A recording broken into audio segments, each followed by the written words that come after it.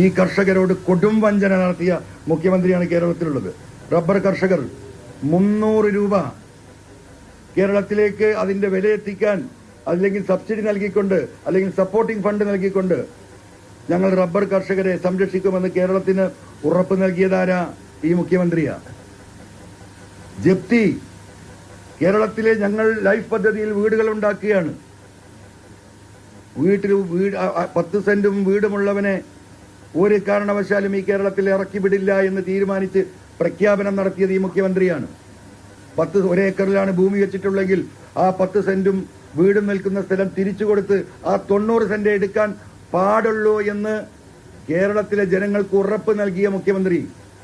100 കണക്കിന് ആളുകളാണ് കർഷകർ ഇവിടെ ജപ്തിയിൽ മരിച്ചു വീഴുന്നത്, ആത്മഹത്യ ചെയ്യുന്നത്.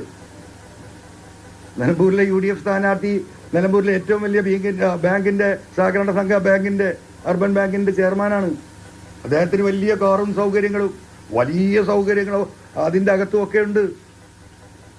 കേരളത്തിൽ ഏറ്റവും കൂടുതൽ ജപ്തി നടന്നത് നിലമ്പൂരിൽ. അറിയാം നിങ്ങൾക്ക്? എത്ര എണ്ണം? മുഖ്യമന്ത്രി പറഞ്ഞ ആ വാക്ക് ജപ്തി ചെയ്യില്ല എന്ന് പറഞ്ഞത് ലക്ഷക്കണക്കിന് വരുന്ന കർഷകരോട് നടത്തിയ കൊടും വഞ്ചനയാണ്.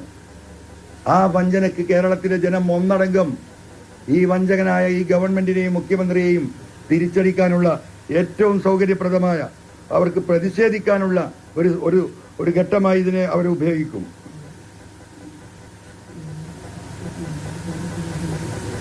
വ്യാപാരികൾ എന്തായിരുന്നു വ്യാപാരികൾക്ക് നൽകിയ വാക്ക്? നമുക്കറിയാം, കേരളത്തിൽ ഒരു പ്രൊഡക്ഷനും ഇല്ല.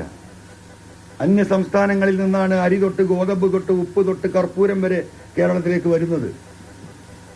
മുഴുവനും വരുന്നത് മറ്റു സംസ്ഥാനങ്ങളിൽ നിന്നാണ്.